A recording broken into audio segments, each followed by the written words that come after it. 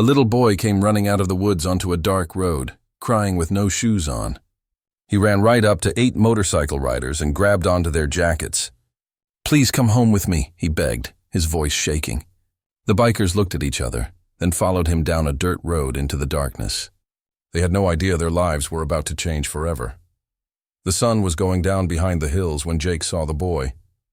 At first he thought it was a deer, something small and fast-moving between the pine trees next to Route 47. But deer don't scream. Stop. Jake's voice cut through the loud sound of 8 motorcycle engines. The Iron Riders came to a loud stop, their bikes making noise and kicking up rocks. Dust swirled around them like smoke. Jake took off his helmet, his gray beard catching the last light of the day. Behind him, 7 more bikers did the same, their faces looking confused and annoyed. "What's going on, Jake?" Marcus called out, wiping sweat from his forehead. Jake didn't answer.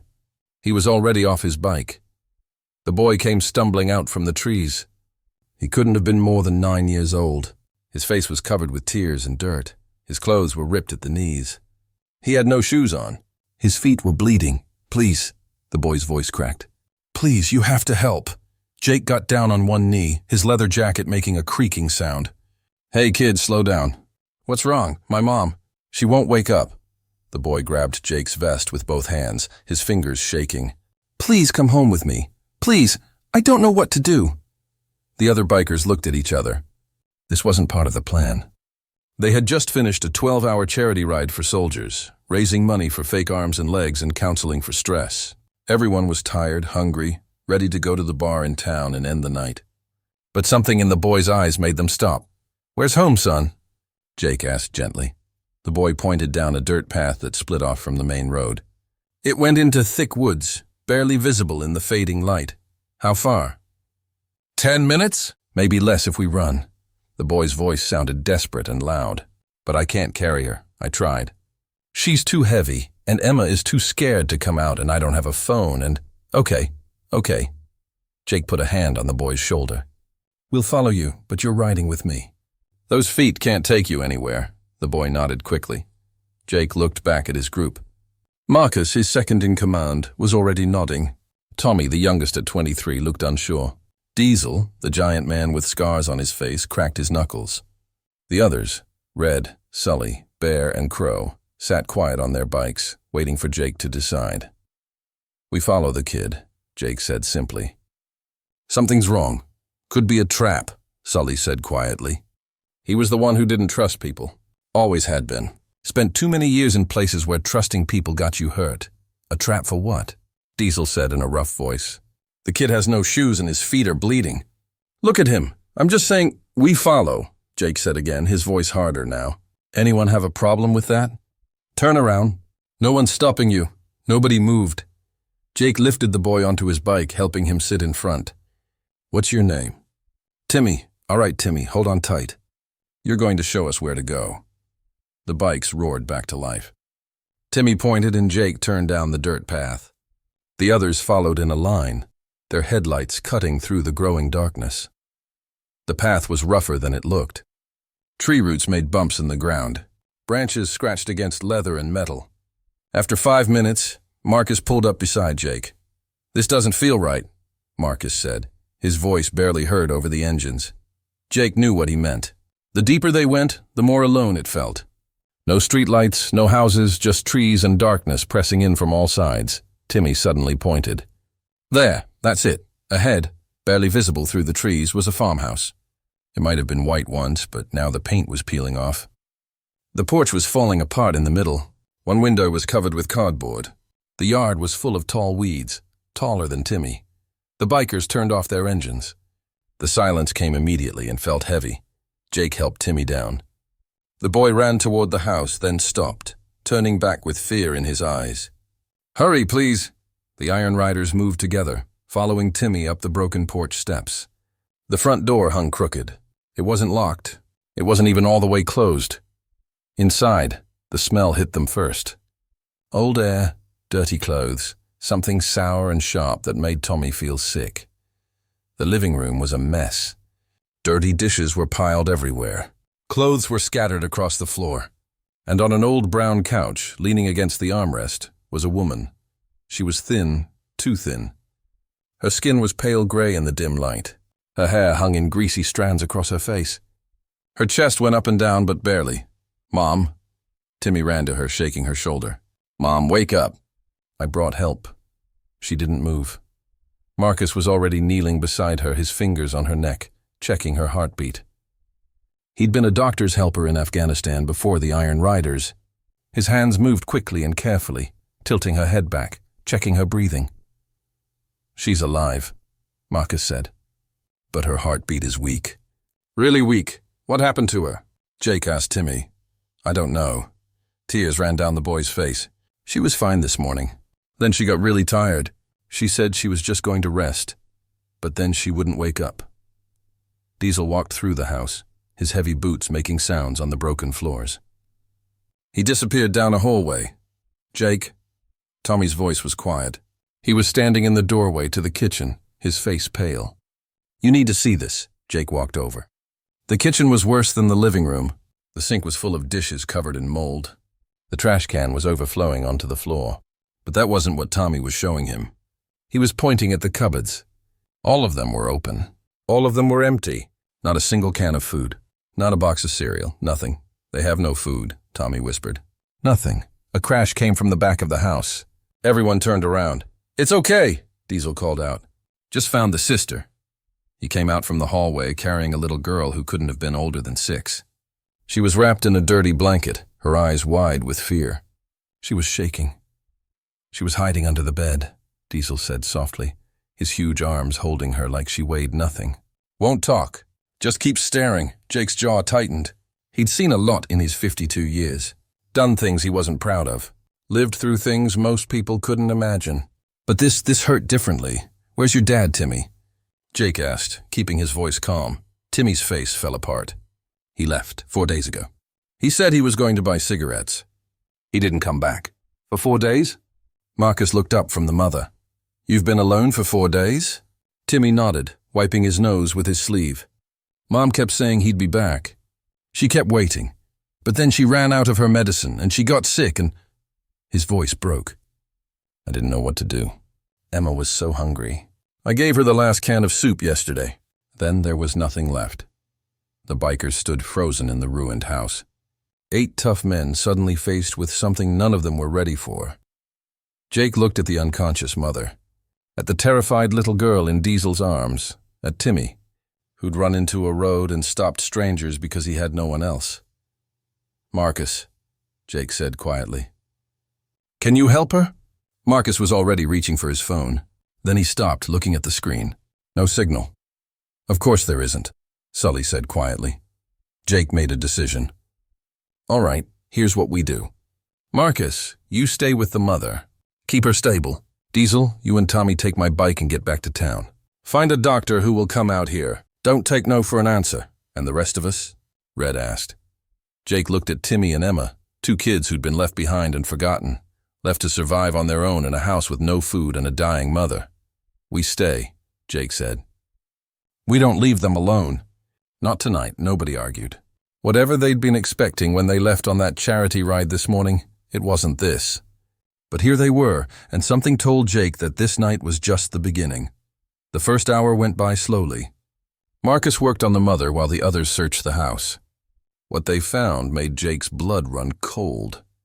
In the bathroom, Crow found a bunch of orange pill bottles scattered across the counter. He brought them to Marcus, who read the labels with growing worry. "Medicine for sadness, medicine for worry, pain pills." Marcus shook his head. "Some of these are months old. She hasn't been getting refills." "Why not?" Jake asked. Marcus held up one bottle, showing him the price sticker still on it. $60 without insurance." He pointed at the other bottles. "She's probably been choosing between medicine and food." "And the father chose cigarettes and never came back," Sully said angrily from the doorway. In the mother's bedroom, Red found something that made him call for Jake. Inside a shoebox under the bed were late bills. Electric bill 3 months late. Water bill 2 months late. Property tax notice stamped in red. Final warning, but it was the envelope at the bottom that stopped Jake cold. Inside was a single photograph, a family picture, maybe 2 years old. The mother looked healthy then, smiling. The father stood beside her, tall, with big shoulders and cold eyes, even in a happy photo. Timmy and Emma were tiny, smiling at the camera. On the back, someone had written in shaky handwriting, "Before everything fell apart."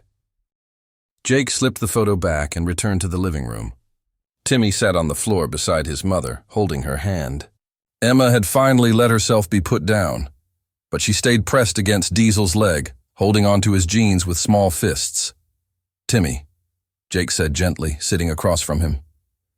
"I need you to tell me what happened." All of it. The boy's lips shook. Dad lost his job last year at the factory. He started drinking more. Him and Mom fought all the time. He paused, his voice dropping to a whisper.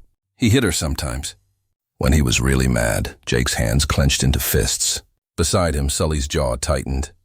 Mom got sad after that, Timmy continued. Really sad. She stopped going places, stopped cooking. Dad said she was weak, that she needed to get over it. Tears rolled down his cheeks. Then 4 days ago, they had the biggest fight ever. He said he was done, said we were dragging him down. He took his truck and left. Did he take anything with him? Marcus asked. Timmy nodded. The money jar. It had like $300 in it. Mom was saving it for Emma's medicine. She gets sick a lot. As if on cue, Emma coughed, a wet rattling sound that made Marcus's head snap up. How long has she been coughing like that? 2 weeks, maybe? Timmy said. Mom said we'd take her to the doctor when Dad came back with money. Jake stood up and walked to the front porch, needing air. Crow followed him out. They stood in silence, watching the darkness beyond the porch light. Moths flew in circles overhead, making strange shadows. I have a daughter, Crow said quietly. He rarely talked about his past. She's 20 now. I haven't seen her in 8 years. Jake looked at him. I was a terrible father, Crow continued. Drunk most of the time, mean the rest of it. Her mother finally kicked me out. Best thing she ever did. He lit a cigarette, his hand shaking slightly. These kids, they remind me of what I put my little girl through. Before Jake could answer, Red stuck his head out the door. Diesel and Tommy are back with a doctor. The doctor was a woman in her 50s carrying a leather bag that looked older than Timmy. Her name was Dr. Chun, and she didn't look surprised at the sight of 8 bikers crowded into the tiny house. She looked at the mother in silence, checking her heart rate, her eyes, her pulse. Then she turned to Marcus. You helped her stay alive? Yes, ma'am. Good work. She's very hungry and doesn't have enough water in her body. She also missed several doses of her medicines, which made her blood sugar drop. Dr. Chun pulled out a medical kit. I can give her water and something to make her better, but she needs to be in a hospital. Will she be okay? Timmy's voice was small. Dr. Chun's face softened. If we get her help, yes. But son, I need to ask you something. Where are your other relatives? Grandparents? Aunts, uncles? Timmy shook his head. Mom's parents died before I was born. Dad's family doesn't talk to us. He said they were dead to him. Dr. Chun and Jake looked at each other. I have to report this, the doctor said quietly. These children can't stay here alone. Child services will need to be involved. No. Timmy jumped up, his face scared. They'll take us away. They'll split us up. I heard kids at school talking about foster care. They said brothers and sisters get separated. He ran to Jake, grabbing his vest just like he had on the road. Please don't let them take Emma. She needs me. I'm all she has. Emma, hearing her name, began to cry. Not loud, but a quiet, hopeless sound that was somehow worse. Jake looked around at his group, at Crow, haunted by his own failures as a father, at Marcus, still kneeling beside the mother, at Diesel, who was gently patting Emma's back, at Red, Sully, Bear, and Tommy, all of them watching him, waiting. They were outlaws. Ex-criminals, some of them, men with police records and bad reputations. Not the kind of people the system trusted, but right now they were all these kids had. Doc, Jake said slowly, what if they weren't alone? What if someone stayed with them until the mother got better? Dr. Chun raised an eyebrow.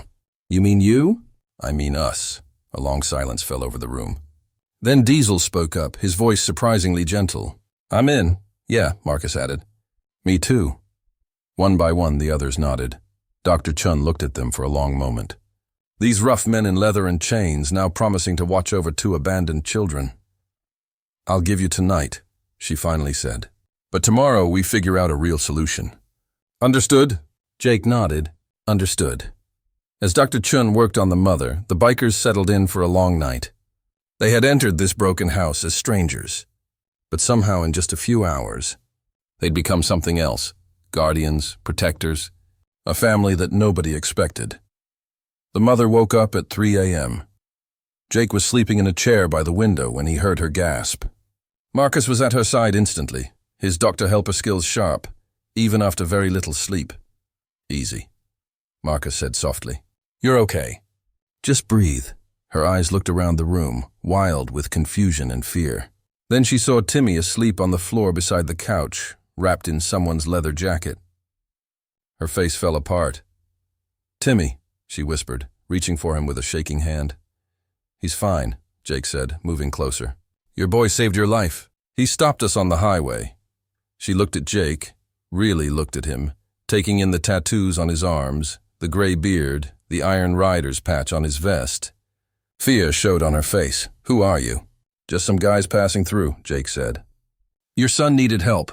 We helped. She stopped, her voice catching. Where's my husband? The question hung in the air like smoke. He's not here, Marcus said carefully. Timmy said he left 4 days ago. Something broke in her face. Not surprise, just a deep, bone-tired acceptance, like she'd been waiting for this confirmation. He's not coming back, is he?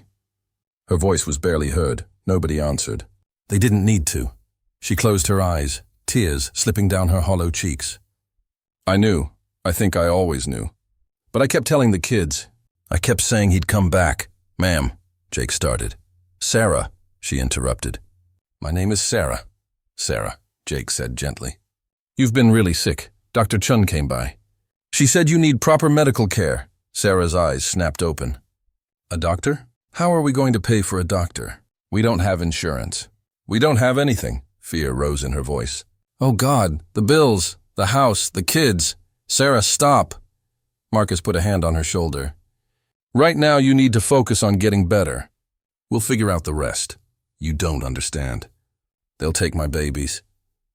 Sarah tried to sit up, but she was too weak. If they find out David left, if they know I can't take care of them, they'll take them away from me. Nobody's taking anybody, Diesel said in his deep voice from the doorway. Emma was asleep against his chest, her small body going up and down with his breaths. Sarah stared at the huge, scarred man holding her daughter so gently, and fresh tears came. Why are you helping us? She asked. You don't even know us. Jake thought about that question. Why were they here? They could have called 911 from the road and left. They could have dropped the kids at a fire station and disappeared. That's what smart people would have done. But none of them had even suggested it. Because your son asked us to, Jake said simply. And he was brave enough to trust strangers when he had no other choice. Seemed wrong to let him down. Outside, the sun was starting to come up. The other bikers were scattered around the property. Red checking the area. Sully trying to get the old well pump working. Bear and Tommy trying to fix the falling-apart porch steps with scraps they'd found in the barn. Crow walked in carrying grocery bags. He'd left on his bike an hour ago without a word. Now he unpacked bread, milk, eggs, peanut butter, apples. Convenience store 20 miles down the highway, he explained, not looking at anyone's eyes. Figured the kids would need breakfast. Sarah watched him fill the empty cupboards, her lips shaking. I can't pay you back. I don't have money for groceries. Didn't ask you to pay, Crow said roughly. Timmy woke up, hearing the voices. He sat up, saw his mother awake, and rushed to her side. Mom, you're okay. Oh, baby. Sarah pulled him close, breathing in the smell of his hair. I'm so sorry. I'm so sorry. It's okay, Timmy said, but his voice was tight with tears he'd been holding back for days. You're awake now. Everything's going to be okay. Jake stepped out onto the porch, needing air. Marcus followed. They stood watching the sunrise paint the sky in shades of orange and pink. It would have been beautiful if the situation wasn't so bad. We have a problem, Marcus said quietly. I know. Dr. Chun is going to report this. She has to. And when child services shows up, Marcus stopped talking. We're bikers, Jake. Ex-criminals, half of us. They're not going to let us anywhere near these kids once the system gets involved. I know, Jake said again. They'll separate them. Timmy and Emma, different foster homes. Probably. Marcus's voice was tight. Sarah will lose custody. She has no job, no husband, no support system. The state will take them and that'll be that. Jake's hands gripped the porch railing. So what do you want me to do, Marcus? We can't kidnap them. We can't hide them. And we sure can't adopt them ourselves. I'm not saying I have answers, Marcus shot back. I'm just saying we made those kids a promise last night. And come tomorrow, we're going to break it.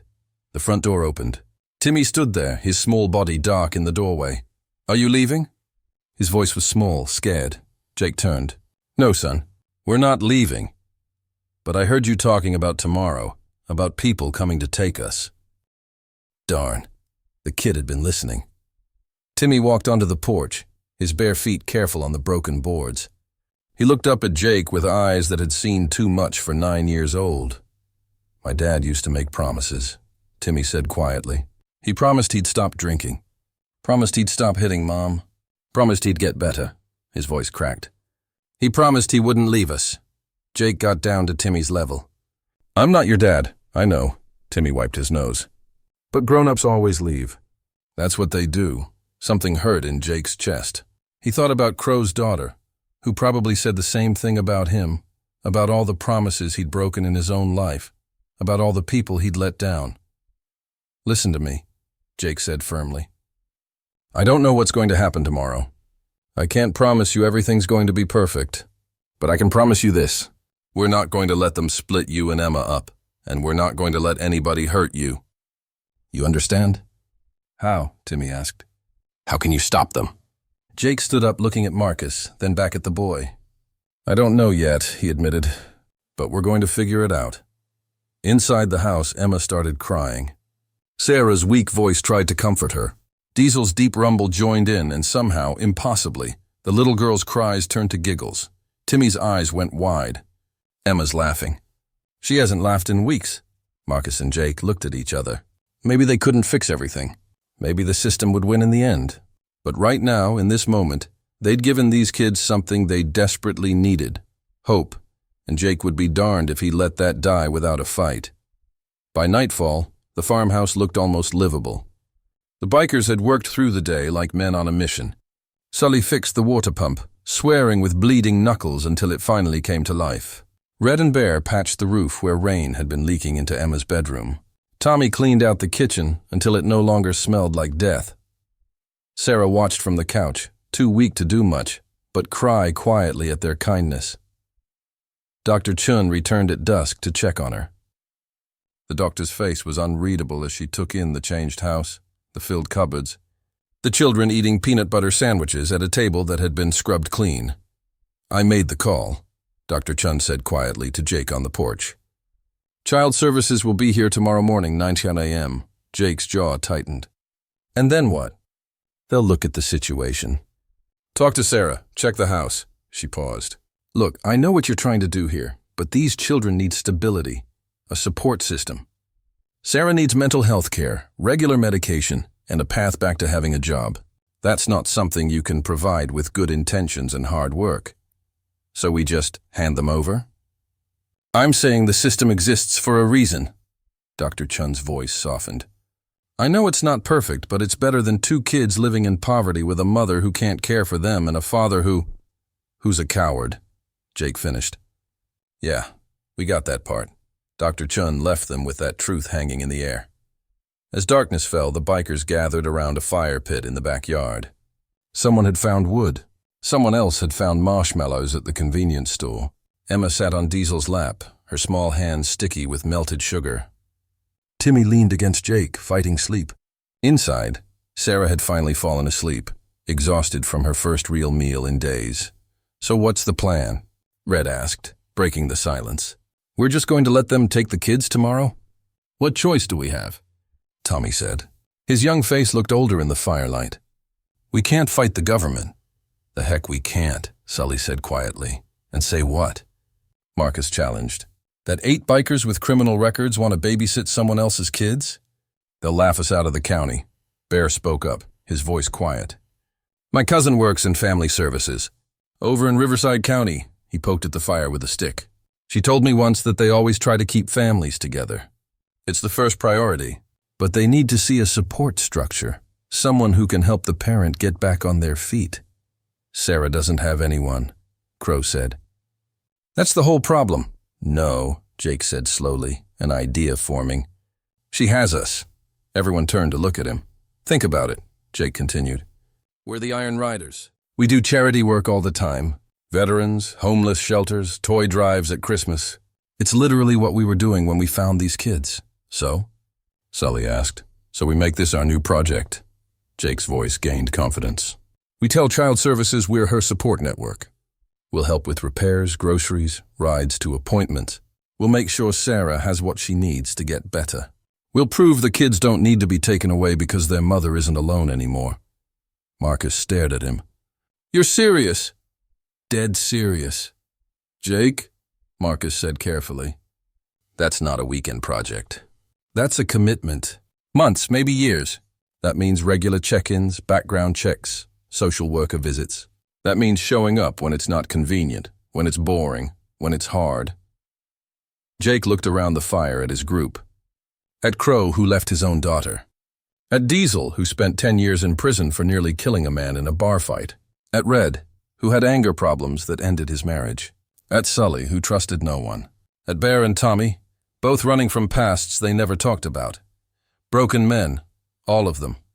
Men who'd made mistakes, men who'd hurt people, but also men who'd spent the last 24 hours fixing a house for strangers, who'd bought groceries they couldn't afford, who'd held crying children and made promises they had no business making.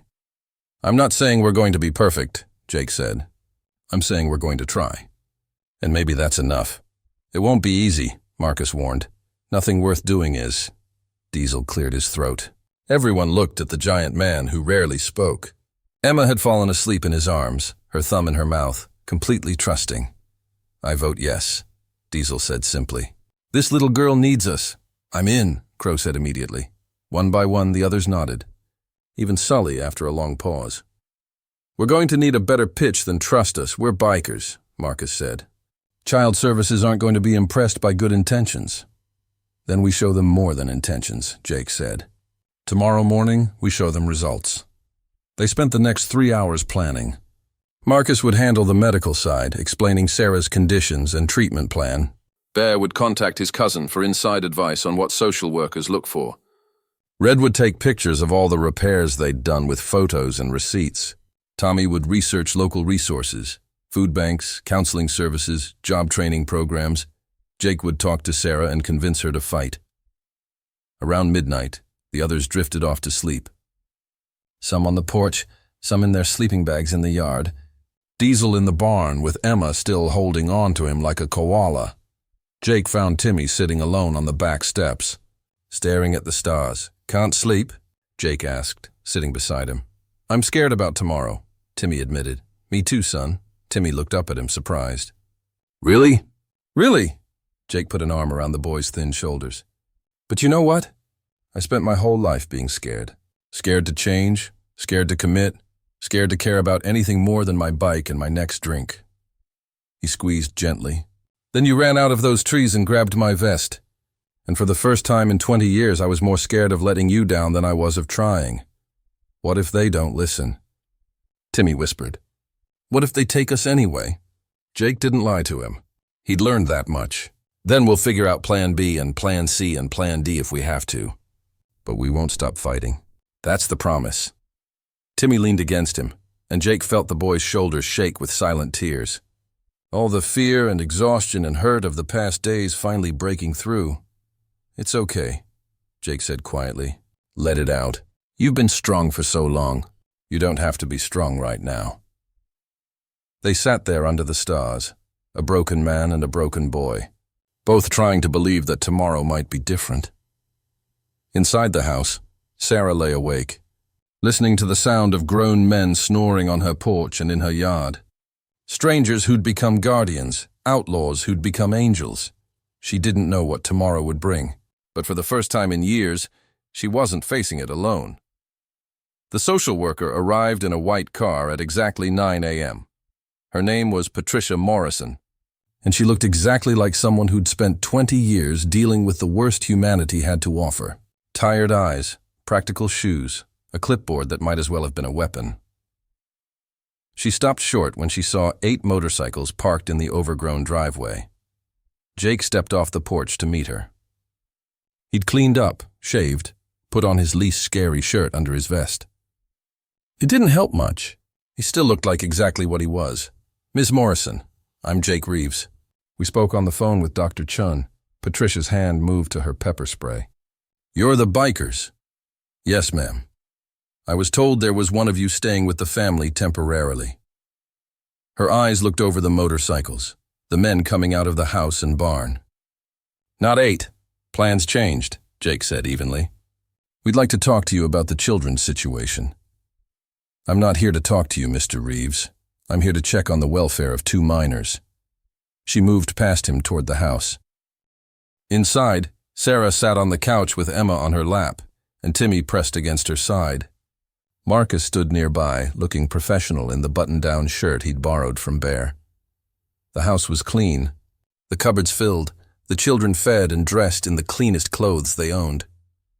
Patricia's face didn't change as she looked at the scene. Mrs. Turner, I'm Patricia Morrison from Child Protective Services. I need to ask you some questions. The interview was brutal. Patricia asked about David's leaving, Sarah's medical history, her mental health medications, her job status, her support network.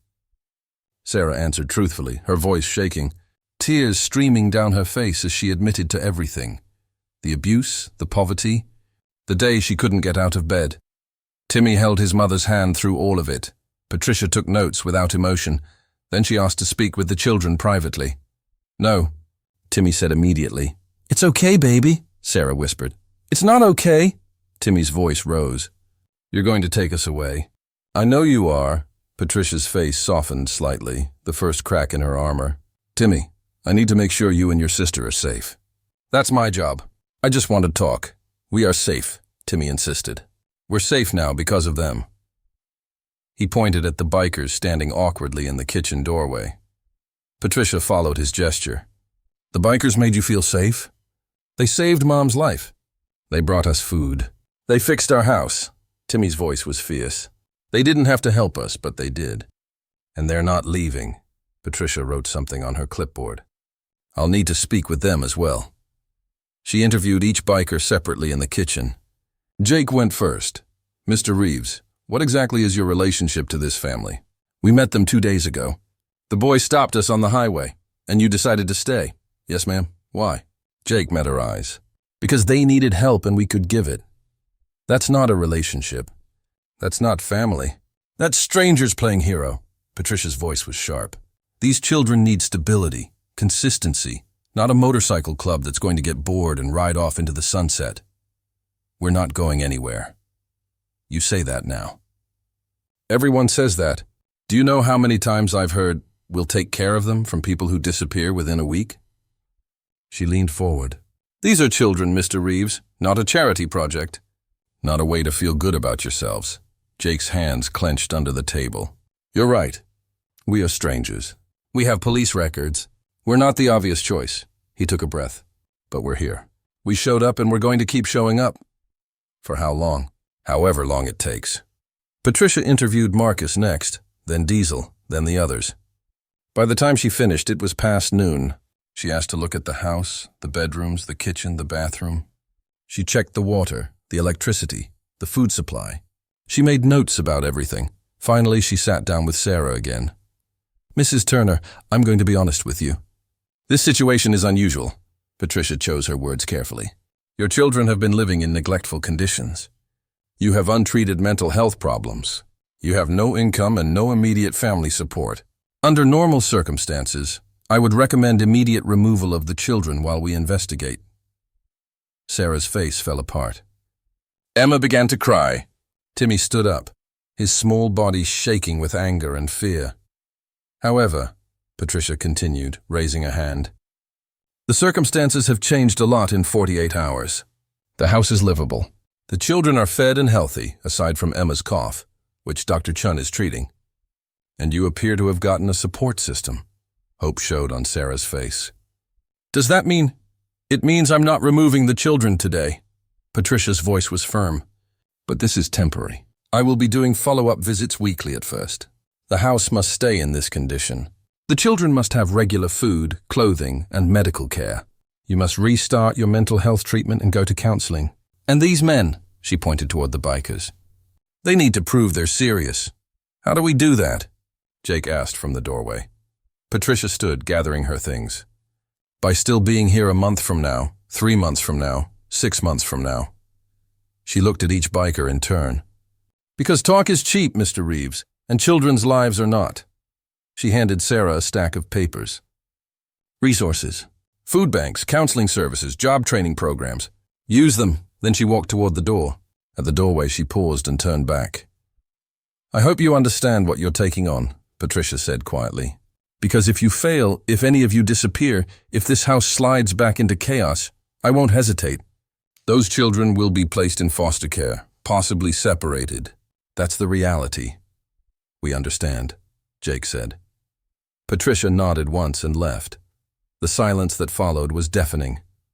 Then Emma climbed down from Sarah's lap, walked over to Diesel, and raised her arms. He picked her up, and she wrapped her small arms around his neck. You stayed, she whispered. Her first words since they'd arrived. Diesel's scarred face softened. Yeah, a little bit. We stayed. Outside, they watched Patricia's car disappear down the road. Well, Sully said. That was terrifying. She's right, though, Marcus added. We can't mess this up. Jake looked at the farmhouse. Still shabby, still broken, but standing, like the family inside it, like the men surrounding it. Then we won't, he said simply. It wasn't much of a plan, but it was the only one they had. Days later, David Turner walked into Bernie's bar on the edge of town. Word spread fast in small communities. By the time the sun set, half the town knew he was back. By the time Jake's phone rang, the whole Iron Riders crew knew too.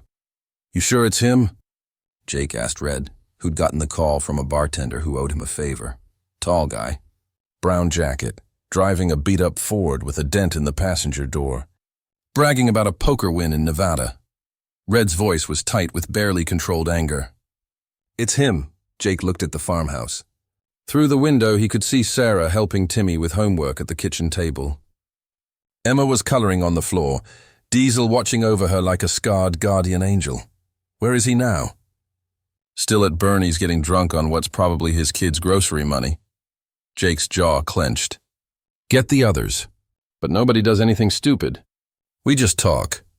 Talk, Red repeated flatly. That's what I said. Bernie's bar was the kind of place where fights started and questions weren't asked. Dark wood, darker lighting, and the smell of stale beer and broken dreams. David Turner sat at the bar, laughing too loud, his arm around a woman who wasn't his wife. He was a big man with broad shoulders, with the kind of face that might have been handsome before. Bitterness and alcohol, carved lines into it. He didn't notice the 6 bikers walk in. Until Jake sat down next to him. David Turner. Jake's voice was conversational.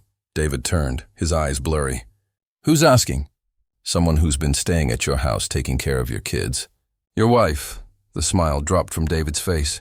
He straightened, some of the drunkenness clearing. What the heck are you talking about? Who are you? The people who found your family 4 days after you left them. Marcus stood on David's other side. Your son was crying on the side of the highway. Your daughter was hiding under a bed. Your wife was unconscious. David's face flushed red. That's none of your darn business. You made it our business when you left them to die, Diesel said in a deep voice from behind. The bar had gone quiet. Everyone was watching. David stood up, swaying slightly. He was tall, but so was Diesel, and Diesel was sober. I don't know who you think you are, but you need to get out of my face. Sit down, Jake said quietly. Something in his tone made David hesitate. Jake wasn't threatening. He was simply stating a fact. David sat. Here's what's going to happen, Jake continued. You're going to listen. You're going to listen to what your family went through while you were gambling away their food money in Nevada. You don't know, your son is 9 years old. He found his mother unconscious. No food in the house. His sister coughing herself sick. He didn't know if his mom was dying. He didn't know where you were. He didn't even know if you were coming back. Jake leaned closer. So he ran into a highway and begged strangers for help because he had no one else. David's face had gone pale. Emma, your daughter. She didn't speak for 2 days, just stared at nothing. You know what her first words were after we showed up? Marcus's voice was hard. She said, "You stayed," because that's what she's learned about adults. They leave. I was going to come back, David said, but his voice was weak. I just needed some space, some time to think. You stole $300, Red said flatly. Money Sarah was saving for Emma's medicine.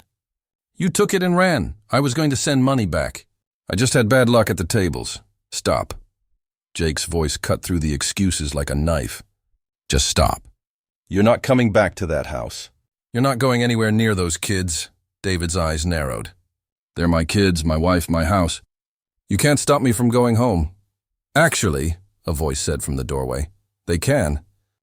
Sheriff Cole walked in, his hand resting on his belt near his gun. He was a weathered man in his 60s, someone who'd seen enough to know when to look the other way and when to step in. Sheriff, David said, relief flooding his voice. These men are harassing me, threatening me. That's funny, Sheriff Cole said, not smiling. Because Dr. Chun filed a report 3 days ago about child abandonment and neglect. And Patricia Morrison from CPS mentioned you by name. There's an active investigation. David, you left your family without food, without money, without care. David's face drained of color. Now, I could arrest you right now, the sheriff continued. Or you can make this easy. Sign over temporary custody to your wife. Agree to supervised visitation only, and get yourself into an addiction program. You can't make me. No, but a judge can, and will. Sheriff Cole pulled out a folded paper. This is a restraining order. You stay 500 feet away from that farmhouse and those kids until you prove you're not a danger to them. David stared at the paper like it was a snake. Sign it, Jake said quietly. Or don't, your choice. But if you go near that house, if you try to see those kids, if you so much as drive down that road, we'll know. And next time we won't just talk. It wasn't a threat. It was a promise. David's hand shook as he took the pen Sheriff Cole offered. He signed, his signature barely readable. Good choice, the sheriff said, pocketing the paper. Now get out of my town. David stood, looked at the bikers surrounding him, men who'd done more for his family in 3 days than he'd done in years, and something broke in his face. Shame maybe, or just the realization of what he'd lost. Tell Sarah, he started. No, Marcus cut him off. You don't get to send messages. You don't get to ask for forgiveness. You lost that right, David nodded slowly, grabbed his jacket and walked out of the bar, tail lights disappearing into the darkness. They watched through the window as he got into his truck and drove away. Tail lights disappearing into the darkness. The bar erupted in whispers. Jake turned to Sheriff Cole. Thank you, the sheriff shrugged. Dr. Chun's a friend. She told me what you boys have been doing out there. He studied Jake with sharp eyes. I've known you and your crew for years. Caused me headaches more than once. But this, he nodded slowly, this is good work. Keep it up. As he walked out, Crow spoke up. What if he comes back anyway? Restraining order or not? Then we deal with it, Jake said simply. But as they rode back to the farmhouse, Jake couldn't shake the image of David Turner's face. Broken, ashamed, angry. A man who'd thrown away everything and was only now realizing what it cost. They pulled up at the farmhouse. Inside, the lights were warm. Through the window, they saw Sarah laughing at something Timmy said. Emma was dancing with Sully to music from an old radio, a family healing, growing, living, and they'd made sure the man who tried to destroy it couldn't come back and finish the job. It felt like victory, but something told, Jake, this wasn't over yet. Patricia Morrison returned exactly 1 week later, clipboard in hand, doubt still written on her face. What she found made her pause at the doorway. The farmhouse yard had been changed. The weeds were cut. The porch was repaired and painted. Solar lights lined the pathway. Tommy's idea, paid for with money pulled from the crew. Through the window, she saw Sarah at the kitchen counter actually cooking, real food. Chicken and vegetables, not canned soup. Inside, Patricia did her inspection with the same thoroughness as before. But this time the difference was undeniable. Emma's room had been painted pale yellow. There were curtains on the windows, hand-sewn by a woman from Crow's AA meeting who wanted to help. Books lined a shelf Diesel had built. The little girl showed Patricia her new stuffed bear with pride. "Diesel won it for me at the fair," Emma said, hugging it tight. "He threw rings and won on his first try. Did he now?" Patricia made a note. In Timmy's room, homework was organized on a desk Red had found and fixed. A calendar on the wall showed check marks for chores completed, stars for good behavior, structure, routine, stability. Patricia interviewed Sarah again. "How are you feeling, Mrs. Turner?" "Better." Sarah's voice was stronger than last week. "I started counseling. Dr. Chun connected me with a mental health doctor who adjusts medication costs based on income. I can actually afford it now," she paused. "And I've been applying for jobs. Marcus helped me update my resume. The biker helped with your resume. He was an EMT before he joined the club. He knows how to make things look professional." Sarah smiled slightly. "He's been practicing interview questions with me. So have the others. Jake makes me answer while he times me. Says I need to stop apologizing for everything." Patricia's pen hovered over her clipboard. "And the children, how are they adjusting?" "Timmy's nightmares have stopped. He sleeps through the night now. And Emma," Sarah's voice caught with emotion. "She talks now. Full sentences. She tells me about her day." She laughs. "Because of the bikers? Because we're not alone anymore." Sarah met Patricia's eyes. "I'm not saying they're perfect. Bear swears sometimes and has to put money in Emma's swear jar. Sully is paranoid about everything. He checks the locks 5 times before he leaves. But they show up every single day. They're teaching Timmy to ride a bicycle. They're reading bedtime stories to Emma. They're helping me become the mother I should have been all along." Patricia interviewed the children next. Emma was more animated, describing how Diesel taught her to draw flowers, and Crow showed her how to whistle. "Timmy talked about Bear helping with his math homework and Tommy teaching him about motorcycles. Do you feel safe?" Patricia asked Timmy. "Yes, ma'am." "What about when your father came back?" Timmy's face grew serious. "Jake told us about it. Said Dad signed papers and can't come here anymore. Said we never have to see him unless we want to." He looked at Patricia directly. "I don't want to. He hurt Mom. He left us. Jake and the others, they're more family than he ever was." Outside, Patricia found Jake and Marcus working on the old barn, replacing rotten boards. "Mr. Reeves, can we talk?" Jake climbed down from the ladder, wiping sweat from his face. "Is there a problem?" "That's what I'm trying to determine." Patricia looked at her notes. "You've been here every day for a week. Your entire club has been rotating shifts. Who's running your regular lives? Your jobs, your responsibilities?" "We're managing," Jake said simply. "That's not an answer." Marcus spoke up. "I took leave from my construction job.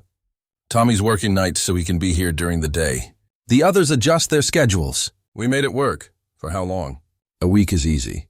A month is harder." 6 months, Patricia's voice was sharp. "What happens when it stops being new and exciting? When it becomes tedious? When you have to choose between your own needs and theirs?" Jake met her eyes. "Then we choose them." "Words, Mr. Reeves, just words." "No," Jake's voice was firm. "It's a promise. And I don't break promises anymore." Patricia studied him for a long moment. Then she did something unexpected. She closed her clipboard. "I spoke with Sheriff Cole, with Dr. Chun, with your AA sponsor, Mr. Crow." She paused. "Also ran background checks on all of you. Found some interesting things. The bikers tensed. 3 of you have prior convictions. 2 for assault, 1 for theft. That was you, Mr. Sully. 4 of you have struggled with addiction. 2 have failed marriages with estranged children." Patricia's voice wasn't judgmental, just factual. "You're not model citizens. You're not the kind of people the system typically trusts with vulnerable children." "We know that," Marcus said quietly. "But," Patricia continued, "you're also the only reason this family is still together. Sarah's depression is being treated. The children are thriving. The house is safe and stable. And every single person I spoke with, from the sheriff to the doctor to the woman at the food bank, told me the same thing. The Iron Riders showed up and changed everything." She opened her briefcase and pulled out papers. "This is a formal agreement. The state will allow Sarah to retain custody with ongoing monitoring. You, she pointed at the bikers, will be listed as approved support network. That means background checks for anyone who spends unsupervised time with the children. That means random visits from me. That means if anything goes wrong, you're all held accountable. Jake stared at the papers. You're serious? I'm giving you a chance to prove me wrong about bikers with criminal records. Patricia held out a pen. Don't make me regret it. One by one, each biker signed. Their signatures, some neat, some barely readable, represented a commitment none of them had ever made before. When the last signature was done, Patricia gathered the papers. I'll be back in 2 weeks, then monthly for 6 months. If everything remains stable, we'll reassess. She walked to her car, then turned back. Mr. Reeves, for what it's worth, what you're doing here, it matters more than you probably realize. After she left, the bikers stood in silence. We really just signed up for 6 months of social worker visits, Sully said finally. Yep, Jake confirmed. Random checks, background investigations, the whole system watching everything we do. That's the deal. Sully was quiet for a moment. Then he shrugged. Worth it? Yeah, Diesel rumbled in agreement. It is. That evening they told Sarah about the agreement. She cried, the good kind of tears this time. She hugged each of them, this broken woman and these broken men, all of them healing together. Timmy asked Jake, does this mean you're staying? Really staying? Jake got down to his level. Kid, we're not going anywhere. You're stuck with us. Timmy threw his arms around Jake's neck, holding on like he was afraid to let go, and Jake held him back. This boy who'd saved them as much as they'd saved him. Outside, the sun set over the farmhouse. The motorcycles sat in a neat row in the driveway. The lights inside glowed warm against the darkening sky. It wasn't perfect. There would be hard days ahead. Struggles, setbacks, moments when they'd want to quit. But they wouldn't, because 8 outlaws had made a promise. And for once in their lives, they were going to keep it. 6 months passed, like chapters in a book nobody expected to read. The farmhouse that had once been a monument to abandonment and despair became something else entirely. The paint didn't peel anymore. The porch didn't sag. Flowers grew in boxes that Diesel built and Emma painted. A tire swing hung from the oak tree in the yard, Bear's handiwork, tested thoroughly by Timmy before Emma was allowed near it. Sarah got a job at the local library. Part-time at first, then full-time when they saw how reliable she was. She'd gained weight, healthy weight, and her eyes had light in them again. She attended therapy every Wednesday. The bikers made sure she never missed an appointment. Emma started kindergarten. On her first day, she insisted on wearing her favorite dress, purple with flowers, and carrying the lunchbox Tommy had bought her. Diesel walked her to the classroom, his huge body barely fitting through the tiny doorway. The teacher's eyes went wide, but Emma grabbed his hand and announced proudly, "This is my Uncle Diesel. He's the best." The teacher didn't argue. Timmy joined the school's bike club. Jake taught him to ride properly, with Red advising and shouting instructions about balance and braking. The day Timmy rode a full mile without stopping, the whole crew cheered like he'd won a championship. Patricia Morrison's visits became routine. Monthly, then every other month. Each time she came, she found the same thing: stability, progress, a family that was healing. On her final scheduled visit, she sat at the kitchen table with Sarah, reviewing the case file. Your depression is managed. You're employed. The children are healthy, attending school, showing no signs of trauma or neglect. Patricia looked up. Mrs. Turner, I'm recommending case closure. You don't need state supervision anymore. Sarah's hand flew to her mouth. Really? Really. Patricia allowed herself a small smile. You did the work. You and your unusual support system. Outside the unusual support system was teaching Emma to throw a football. She couldn't throw far, but she was determined. And every attempt was met with exaggerated enthusiasm from grown men who'd seen combat and prison, but acted like she'd just won the Super Bowl. Patricia watched through the window. I've been doing this job for 23 years. I've seen a lot of outcomes, many of them bad. She closed the file. This is the first time I've seen a motorcycle club save a family. I wasn't sure I'd ever write these words, but they're good for you. For the kids, Sarah wiped tears from her eyes. They saved us. All of us. No, you all saved each other. That night, Jake called a club meeting at the farmhouse. Everyone gathered around the kitchen table, the same table where they'd first found empty cupboards in desperation. Patricia closed the case, Jake announced. Sarah and the kids are officially stable. No more state supervision, cheers erupted. Diesel lifted Emma onto his shoulders. Timmy high-fived Marcus. Sarah laughed, really laughed, for the first time in years. But Jake continued, raising his hand for quiet. I've been thinking. We stumbled into this. We found one kid on one road. But how many other kids are out there? How many other families falling apart with nobody to catch them? The room went silent. I'm not saying we can save everyone, Jake said. But we saved this one. And if we could do it once... He trailed off, letting them finish the thought. Crow spoke first. You're talking about making this official. A real mission. I'm saying we have something here. Resources, skills, a network. What if we used it? Marcus nodded slowly. There are programs, organizations that connect volunteers with at-risk families. We could partner with them. We need structure, Red added. Maybe non-profit status. Funding. Can't do everything out of pocket forever. I know a lawyer who owes me a favor, Sully said. Could help with the paperwork. Tommy pulled out his phone. I'm already designing a logo. Iron Riders, riding for forgotten kids. Jake looked at Sarah. What do you think? She smiled through tears. I think you're going to change a lot of lives. 3 months later, the Iron Riders held their largest charity ride yet. Over 200 motorcycles gathered in the town square. The local news was there. Cameras, reporters, people who had once whispered about the scary bikers now lined the streets with signs of support. At the front of the formation, Jake sat on his motorcycle. But he wasn't alone. Timmy sat in front of him wearing a child-sized helmet that Crow had custom painted with flames. The boy's hands gripped the handlebars, his face split in the biggest grin anyone had ever seen. You ready, kid? Jake asked.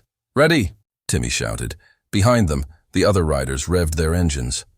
A thunderous roar of chrome and horsepower. But this time it wasn't scary. It was triumphant. A banner stretched across the lead bikes. Iron Riders, riding for forgotten kids. Sarah stood on the sidewalk with Emma, who waved wildly. The little girl was wearing a tiny leather vest, a gift from the club with her name embroidered on it. Emma Turner, honorary Iron Rider. Patricia Morrison stood nearby, clipboard free for once. She caught Jake's eye and gave him a nod of respect. Sheriff Cole directed traffic, wearing a slight smile. Dr. Chun waved from the crowd. Even the town mayor had shown up to give a speech about community and second chances. The ride would take them through 3 counties, ending at a children's hospital where they'd deliver toys and donations. But more than that, they'd deliver hope. Proof that sometimes the people society writes off are the ones who show up when it matters most. Jake revved his engine. The sound echoed off the buildings, powerful and alive. He thought about that day 6 months ago. A crying boy stumbling out of the trees. A desperate plea. A choice to follow when it would have been easier to ride away. That choice had changed everything. All right, Timmy, Jake called over the roar of engines. Wave to your mom and sister. Timmy waved with both hands, bouncing with excitement. Now hold on tight, Jake said. We've got a mission. The convoy rolled forward. 200 motorcycles moving as one. A brotherhood that had found its purpose. Men who'd spent years running from their past, now riding toward their futures. At the back of the formation, Diesel rode with Emma's stuffed bear strapped to his bike. She'd insisted he take it for good luck. Crow rode beside Marcus, both of them sober and steady. Red, Sully Bear, and Tommy flanked the sides, protective and proud. They weren't perfect. They still made mistakes. Some days were harder than others. But they showed up. They kept their promises. They did the work. Because one little boy had run out of the trees crying, "Please come home with me."